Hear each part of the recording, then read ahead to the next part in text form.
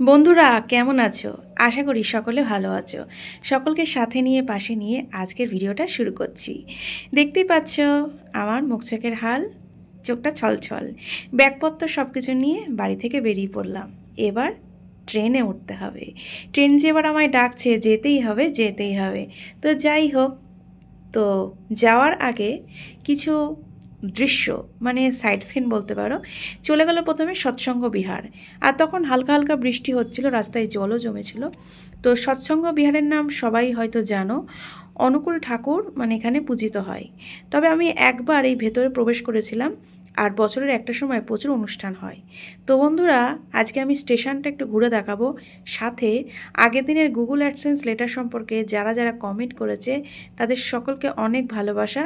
কিছু কমেন্টের পুরোপুরি বলবো না, মানে ওভারঅল তাদের মনের কথা এবং আমার মনের কথা যে এক, সেই সমস্ত কিছু আলোচনা করব। তো বন্ধুরা চলো ভিডিওটা শুরু করতে থাকি।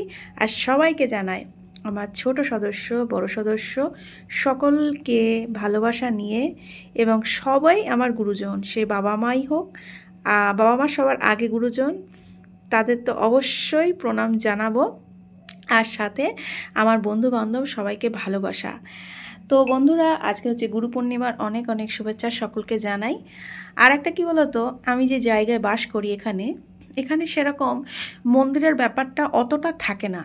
কিন্তু নবদ্বীপে তোমরা তো জানোই, বিভিন্ন মন্দিরে গুরু পূর্ণিমার দিন একটা বিশেষ মানে গুরুকে পুজো অর্চনা করার সাথে সাথে খিচুড়ি প্রসাদ বা ভালো পাঁচমিশালি তরকারি খাবার দাবার সব কিছু দিয়ে বলতে পারো দুপুরবেলা মানে লাঞ্চের টাইম বেশ মন্দিরে খুব সুন্দরভাবে বেশ বসে তৃপ্তি করে খাওয়া যায়। কিন্তু এখানে সেই সুবিধাটা নেই। যাই হোক, সেই যে বিষয়গুলোকে একটু মিস করি। আর তোমরা আজকের দিনে কে কিভাবে সেলিব্রেট করলে বা কে কিভাবে দিনটা কাটালে সেটা অবশ্যই শেয়ার করতে পারো। তো কথা বলতে বলতে গল্প করতে করতে চলে আসলাম এই যে প্ল্যাটফর্মে, দেখতেই পাচ্ছ বসে আছি। আচ্ছা, একটা কথা সবাইকে বলি, জানেন তো আমার এই জার্নিতে না অনেকেই জিজ্ঞেস করে, দিদি ভাই তুমি কি একা যাচ্ছ? আমি বলি না না, আমার অন্য কামরাতে লোক আছে। এটাও কিন্তু একটা চালাকি, এটা বলতে হয়। তোমাদের সাথে সেই ছোট্ট দুষ্টুমিটাও শেয়ার করলাম। তোমরা যে যে স্টেশনে এসছো তোমরা অনেক হয়তো চেনো, বা যারা চেনো না তাদেরকে একটু পুরো স্টেশনটা একটা ঘুরিয়ে নিই। এখানে কিন্তু নবদ্বীপ ধাম স্টেশনে বন্ধুরা সমস্ত রকমের এক্সপ্রেস ট্রেনগুলো কিন্তু দাঁড়ায়। এটা বলতে পারো আমার একটা প্রাপ্তি। আমার আরও যে কলিগরা আছে জানেন তো, তারা বলে যে সুদেশ না, তোমার তো বাড়ির দরজাতেই উত্তরবঙ্গের ট্রেনগুলো যায়। আমি বলছি ও আচ্ছা। অনেকে জানেন তো শিয়ালদহ পর্যন্ত যেতে হয়, ধরুন যাদের কল্যাণী বাড়ি, কৃষ্ণনগর বাড়ি বা তাহিরপুর বাড়ি আর কি, তাদেরকে কিন্তু একদম তোমার হচ্ছে শিয়ালদহ যেতে হয়, সেইখান থেকে এই নর্থ বেঙ্গলের ট্রেনগুলো ধরতে হয়। তো যাই হোক, এটা ঈশ্বরের কৃপায় এটা একটু সুবিধা পাই। কিন্তু পরবর্তীতে যখন এখানে ফিরি, মানে এখানে যখন আমার গন্তব্যস্থলে আসতে হয়, আমাকে কিন্তু প্রচুর কষ্টই করতে হয়। ওই অনেক ধরো ওই অটো বাস পাল্টে পাল্টে আসতে হয়। যাই হোক, এই সমস্ত কিছু গল্প করার সাথে সাথে যেটা গল্পটা বলছিলাম, কিছু কথা শেয়ার করি মনের কথা। তো গতকালকে যে ভিডিওটা শেয়ার করেছিলাম গুগল অ্যাডসেন্স পাওয়া নিয়ে, তো অনেক আমার পরিচিত মানুষজন মানে এই 2 বছর জার্নিতে যারা একসাথে পথ চলছি, যেমন শিপ্রা ফ্যামিলি ব্লগ, তারপরে হচ্ছে মুকুল সিম্পল লাইফ, মুকুলদি, এরা যথেষ্ট সিনিয়র। আর সাথে আমার মিষ্টি বন্ধু রুমি, আর বলতে পারো লক্ষ্মী, সে আমার বোন, সুজাতাদি, টুসুদি, অনেকেই আছে। ইজি কুকিং রেসিপি, প্রত্যেকেই মানে এত সুন্দর মিষ্টি মিষ্টি কমেন্ট করেছে। তা আমি প্রত্যেকের হয়তো রিপ্লাই দিইনি, জাস্ট একটা লাভ সাইন দিয়ে দিয়েছি। তো সবার মনের কথা আমি অন্তত বুঝলাম যে হ্যাঁ, আমি যেটা ভাবি তাদের কথাও সেরকমই। তো বন্ধুরা, এই যে আমার সাথে সহমত আপনারা হলেন, জানেন আমার এই ভিডিওর কমেন্টগুলো পড়ে আমি কত খুশি হয়েছি। তো সেই খুশি আনন্দটা তোমাদের সাথে শেয়ার করলাম। আর অনেকের হয়তো কমেন্ট মিস গেছে, কিন্তু কিছু মনে করো না, আমি সকলকে নিয়েই বলতে চাইছি যে সবার কমেন্ট পড়ে আমি খুব খুশি, তোমরা সুন্দর সুন্দর কমেন্ট লিখেছো। আচ্ছা, তো যেটা বলছিলাম, তোমাদের সাথে গল্প করতে করতে আমার স্টেশনটা ছাড়া হয়ে গেল। এবার কিন্তু একদমই আমি বেরিয়ে পড়লাম। এটা সম্ভবত কাটোয়ার দিকে এগোচ্ছে। ও আর একটা কথা যেটা বলছিলাম, যে এইবারেও একটু টেনশনে ছিলাম মানে সিট পাওয়ার ব্যাপারে। আর জানলার ধারে সিট আমার বরাবরই পছন্দ, তো ঠাকুরের কৃপায় সাইড আপারে সিট পেয়েছিলাম। তো পরে কি হয় চলো সেটা দেখি। আজকে কয়েকটা কথা শেয়ার করব, সেটা আপনাদের অনেকের সাথে মিল হবে। তো তো রাতের বেলা টিফিনে এবার বলেছিলাম যে রুটি তরকারি আর ভালো লাগে না, সেজন্য দিদি হচ্ছে মিষ্টি কিনে দিয়েছিল। তো অনেকটাই নেবো না করছিলাম।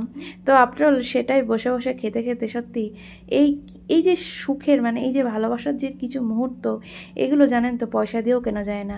যাই হোক, সেটা আপনাদের সাথে শেয়ার করেই ফেললাম। তো যেটা বলছিলাম, তো সাইড আপারে সিট ছিল, তো লোয়ারে অনেকক্ষণ বসেছিলাম। আর এখানে যে সিটের যে ভাইটা ছিল, সেও আমার সাবজেক্টেরই আর কি পড়াশোনা করেছে। পরবর্তীকালে আবার আমি যখন মানে কোচবিহার স্টেশনে এসে নিউ কোচবিহার স্টেশনে নেমে যখন আমার জায়গায় ফিরবো, তখন বাসে আবার তার সাথে দেখা হলো। সেই গল্পটাও তোমাদের সাথে শেয়ার করছি। আর ভাই দুটো বেশ মিষ্টি, মানে খুব হেল্পফুল। দেখেন বন্ধুরা, আমরা কষ্ট করে মানে আমাদের উত্তরবঙ্গে যেতে খুব কষ্ট হয়, কিন্তু জানেন কি, ওইদিকে যে ছেলেমেয়েরা আছে, আমি ওইখানে বাস করে যে উপলব্ধিটা করতে পারছি, ওদের জানেন তো কল্যাণের দিকে কলকাতার দিকে এসে পড়াশোনা করা খুব একটা কঠিন না। ওরা মনে করে যে সন্ধ্যের দিকে ট্রেনে উঠবো, রাত কাটাবো, আবার সকালবেলা হবে, সকালবেলার কলেজ বলুন টিউশন বলুন যা সেরে সুরে আবার রাতের বেলা যাওয়ার চেষ্টা করব। মানে বলতে পারেন যে আমরা তো পরিশ্রমী অবশ্যই, কিন্তু আমাদের থেকে ওরাও একটু বেশি পরিশ্রমী।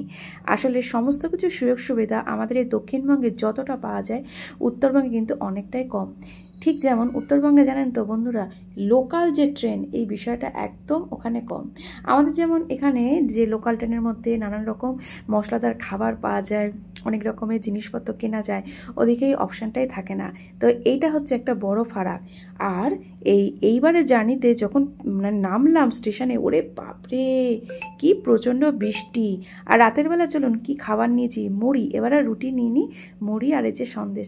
যাই হোক, খাবারটা মন্দ হয়নি, ভালোই হয়েছে। আর ট্রেনে বসে বসে না কিছুতেই সময় কাটে না। আর আগের বারে জার্নিতে কয়েকটা বাচ্চা ছিল, ওদের দুষ্টুমি দেখতে দেখতে পুরো জার্নিটা সম্পন্ন হয়েছিল। অনেকটা রাত হলো, দেখতেই পাচ্ছ রাতের আকাশ একদম ঝকমক ঝলমলে রাত। আর সমস্ত লোকের সাথে অনেক রকম লোকের জীবনযাত্রা সত্যি দেখি, কত মানুষ কত পরিশ্রম করে। ও আর একটা কথা বলতেই ভুলে গেছি, যে বন্ধুরা দেখতে পাচ্ছ বৃষ্টি নেমে এসছে, একদম ঝলমলিয়ে বৃষ্টি, মানে কি এটা হচ্ছে ভোরবেলার আকাশ। তার আগে একটা ছোট্ট গল্প শেয়ার করি। তো ট্রেনের মধ্যে মানে যারা গ্রুপ টি স্টাফরা থাকে না এসি কামরাতে, তাদের এক ভাইয়ের সাথে দেখা হলে বলছে, দিদি কেমন আছো? ভালো আছি বলতে বলতে মানে ওরা পরিষ্কার পরিচ্ছন্ন করে, তার একটা কিছু আর কি লিখিত এরকম কিছু নিল। তো এইরকম অনেক ধরনের ট্রেন জার্নিতে না অনেক অনেক গল্প থাকে। যাই হোক, সমস্ত গল্প করতে করতে অনেকটা পথ এগিয়ে এসেছি। আর একটা ব্লগে কি আর এত গল্প করা যায়? আমার অবস্থা দেখতে পাচ্ছ, ঠান্ডা লাগছিল, আর ভাবছিলাম ছাতা নিয়ে এই বৃষ্টি ঠেকানো যাবে না। আর তখন ভোরবেলা হয়ে এসছে আর কি, নামবো একদম রেডি হয়েছি। তো ট্রেনের দরজার সামনে একটু দাঁড়িয়েছিলাম, একটু হাওয়া খাচ্ছিলাম, প্রচণ্ড গরমও করছিল। তবে বাড়ির লোক যখন এই ভিডিওটা দেখবে একটু বকা খাবে, বলবে এই জানলার ধারে একদম মানে দরজার ধারে একদম দাঁড়ানো নিষেধ। আর তোমাদের কি আর বলবো, সকালবেলার ভিউটা কিন্তু ভালোই লাগছিল। আসলে এই দরজা থেকে মানে প্রকৃতিটা এত সুন্দর দেখা যায়, সেই জন্য শেয়ার করলাম। যাই হোক, সমস্ত ঝক্কি সামলে অবশেষে নামলাম স্টেশনে ভোরবেলা। আর দেখতে পাচ্ছ উফ কি বৃষ্টি। আর বন্ধুরা, আমি যখন একদম রুমে পৌঁছাবো, আমার হালটা তোমরা দেখতেই পারবে। ব্যাগ ভিজে গেছে, জামা কাপড় ভিজে গেছে, আর একদমই ক্লান্ত অবসন্ন। রাতে ঘুমিয়েছি, কিন্তু পুরোপুরি ঘুমটা হয়নি। ছাতা মানবেই না, এত বৃষ্টি হচ্ছে। সেজন্য ওড়নাটা একদম মাথায় আর কি পুরো জড়িয়ে নিলাম।